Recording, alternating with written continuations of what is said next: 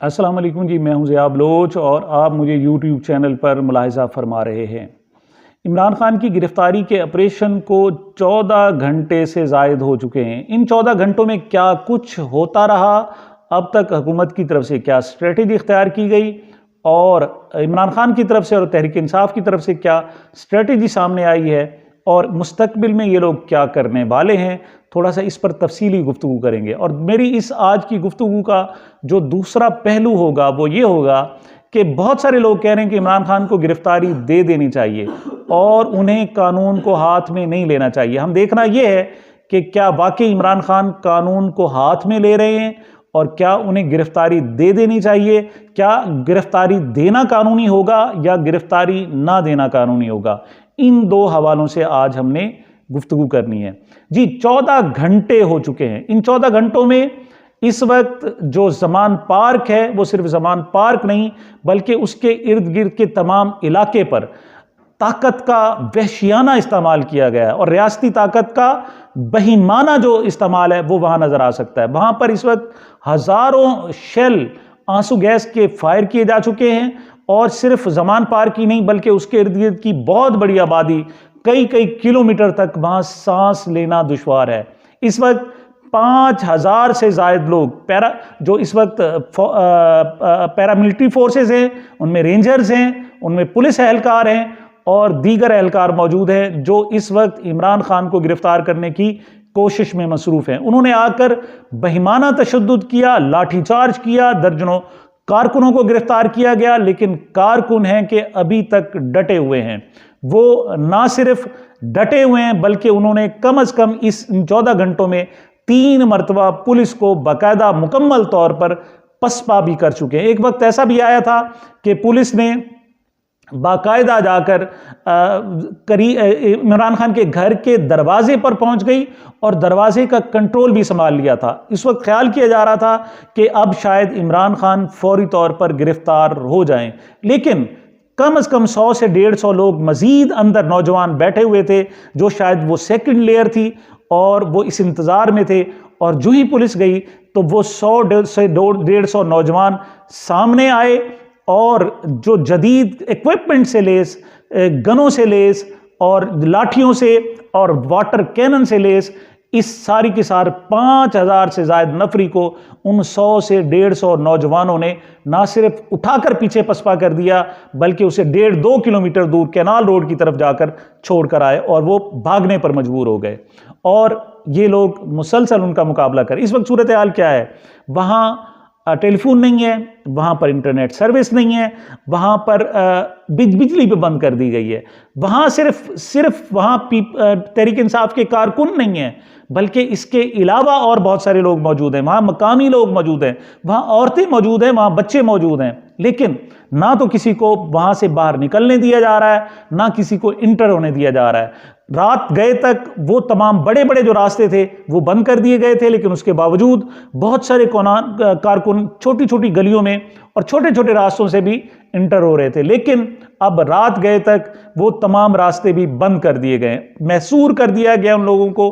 उनके लोगों के पास खाने पीने की चीज़ें नहीं हैं, उनमें दर्जनों लोग इस वक्त शदीद जख्मी हैं, उनकी मरहम पट्टी नहीं हो रही, उनका इलाज नहीं हो रहा, उनको जनाब इजाज़त नहीं दी जा रही कि वह अस्पतालों में मुंतकिल हो जाएं। और अगर कुछ ज़ख्मी कारकुनों ने वहाँ बाहर निकलने की कोशिश भी की है तो उनको भी गिरफ्तार कर लिया गया। लेकिन इमरान खान है कि वो बुनियादी तौर पर इस वक्त ज़हनी तौर पर गिरफ्तारी देने के लिए तैयार हैं। उन्होंने 12 कहा है, बल्कि उन्होंने जब पहला अपना जनाब 1.5 मिनट का तकरीबन कौम से खिताब था और पैगाम था, उसमें भी इमरान खान साहब ने कहा कि मैं ना सिर्फ गिरफ्तारी देने के लिए तैयार हूं लेकिन मैं अपनी जान भी कुर्बान करने के लिए तैयार हूं, मैं किसी भी किस्म का सामना करने के लिए तैयार हूं। लेकिन कारकुन है कि अपने कायद के सामने सीसा पलाई दवार बनकर खड़े हैं। ये काम सिर्फ जमान पार्क में नहीं हो रहा बल्कि इस वक्त जो दूसरा सबसे बड़ा मैदान जंग है वो लाहौर ही का मॉडल, लाहौर ही का जनाब एक रोड है जहां पर इस वक्त जनाब हजारों की तादाद में पुलिस एहलकार मौजूद हैं और चंद दर्जन किस्म के नौजवान आते हैं, उनका मुकाबला करते हैं, उनको पसपा करते हैं और रोड क्लियर करके फिर वापस चले जाते हैं। इस वक्त लाहौर के तकरीबन 80%, 80% जो चौराहे हैं, जो बड़े बड़े चौक हैं, उन पर धरना दिया गया है और वहाँ लोग एहतजाज कर रहे हैं, रास्ते ब्लॉक कर दिए गए हैं। इसके अलावा कराची में बहुत बड़ा एहतजाज जारी है, रावलपिंडी में एहतजाज जारी है, साउथ पंजाब में मुल्तान में एहतजाज जारी है और दीगर बहुत सारे शहरों में एहतजाज जारी है।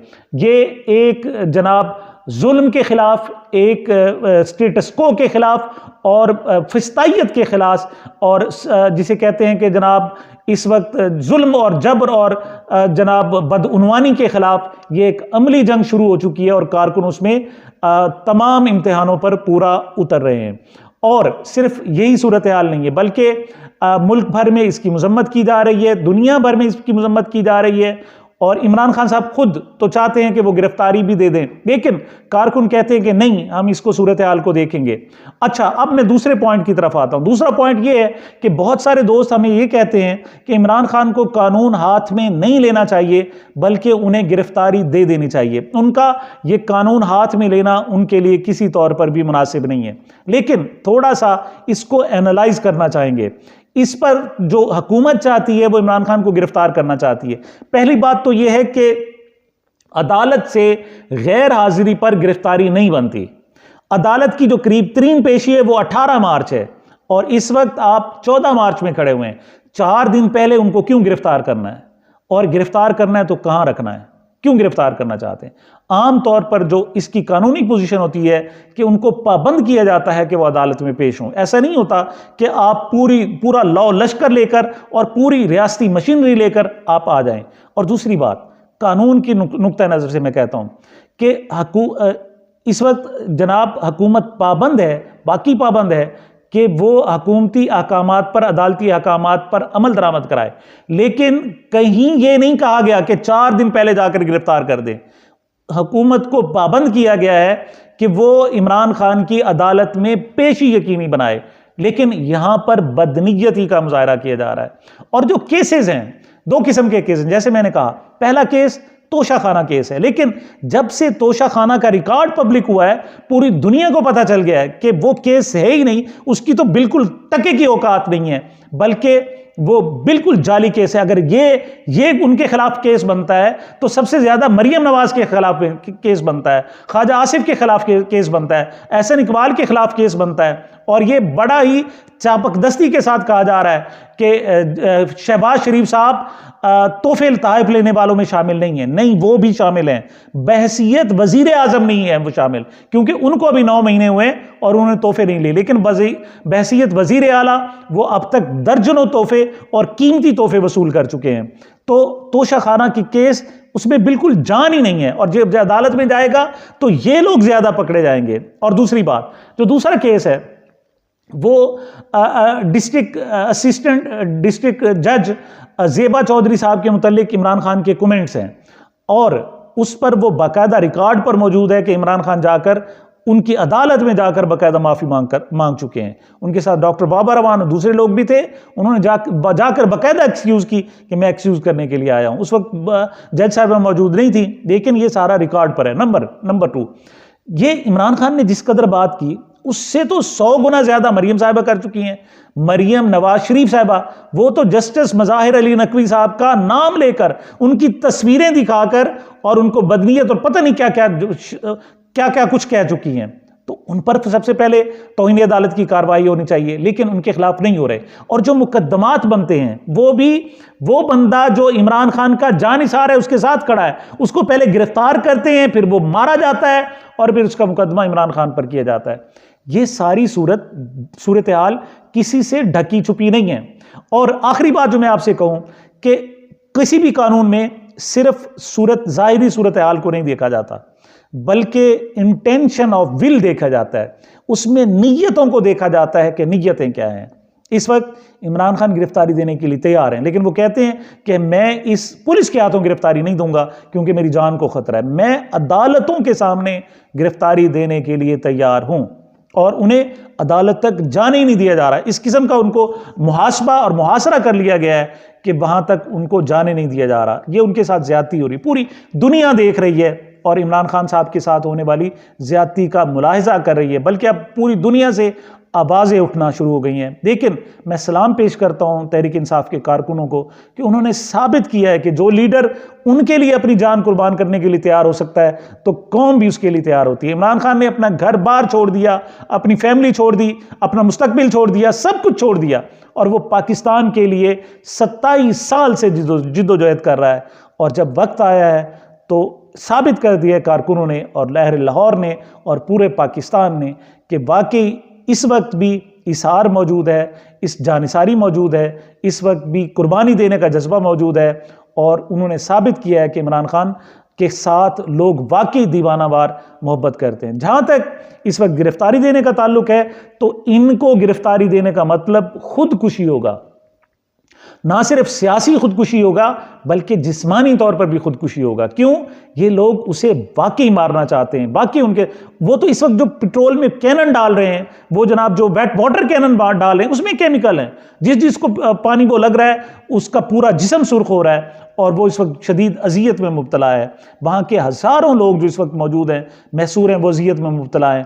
तो इस वक्त जो पुलिस की इंटेंशन है, इस वक्त जो पीडीएम हुकूमत की नीयत है वो चूंकि गलत है, ऐसी सूरत में इमरान खान का खुद गिरफ्तारी देना वो वाकई खुदकुशी होगा। हाँ, अलबत्ता उसे गिरफ्तार कर सकते हैं तो उन्हें करना चाहिए, लेकिन वो तैयार है। और आज लाहौर हाई कोर्ट बार के सदर ने बाकायदा जाकर उनसे मुलाकात की और उन्होंने बयान हल्फी लिख कर दिया कि मैं अदालत में 18 मार्च को पेश हो जाऊंगा। लेकिन वो इश्तियाक साहब कहते हैं, इश्तियाक एडवोकेट जो नौ मुंतखब सदर हैं Lahore high court bar association के, वो कहते हैं कि इमरान खान साहब से मैं ना सिर्फ हलफनामा ले आया हूं लेकिन पुलिस और सीसीपीओ मेरी बात सुनने के लिए भी तैयार नहीं है। वजह यह है कि असल बात ना कानून है, असल बात ना वारंट है, असल बात ना तोशाखाना है, असल बात ना तौहीन अदालत है, बल्कि असल बात इमरान खान साहब की ज़िंदगी लेना, उनकी जान लेना है और उनको पॉलिटिकल, ना सिर्फ पॉलिटिकल सिनेरियो से बल्कि इस वक्त फिज़िकली भी एलिमिनेट करना उनका मकसद है।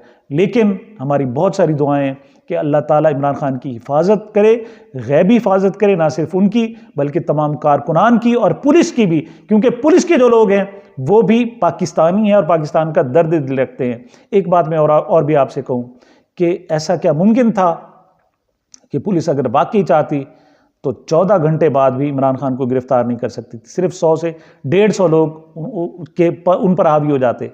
ऐसा नहीं है। पुलिस वाले भी समझते हैं कि ये बदनीयती हो रही है, जुल्म हो रहा है और ज्यादती हो रही है, और वो कोई भी बड़ा कदम लेने के लिए तैयार नहीं है। अब रात के एक दोबारा इजलास हो रहा है और निगरान वज़ीर आला मोहसिन नकवी की ज़ेर-ए-सदारत एक इजलास में फ़ैसला किया गया है कि शेखुपुरा, फैसलाबाद, गुजरांवाला, रावलपिंडी और दीगर अजला से भी पुलिस को मंगवाया जाए। और क्योंकि आईजी पंजाब ने डिमांड की है कि हमें मज़ीद पुलिस एहलकार, सीसीपीओ लाहौर ने भी डिमांड की है कि मज़ीद पुलिस एहलकार तैयार के रात के इसके पहर जब सुबह की अजानें होने वाली हैं, तो मैं दुआ करता हूँ कि अल्लाह तू इमरान खान की हिफाजत फरमा, तहरीक इंसाफ के कारकुनों की, पाकिस्तान के अवाम की, पाकिस्तान के रेंजर्स की, पाकिस्तान के पुलिस की और पाकिस्तान की हिफाजत फरमा। मुझे, मेरे इस चैनल को अपनी मोहब्बतों और दुआओं में याद रखिएगा। मिलते हैं एक वक्फे के बाद।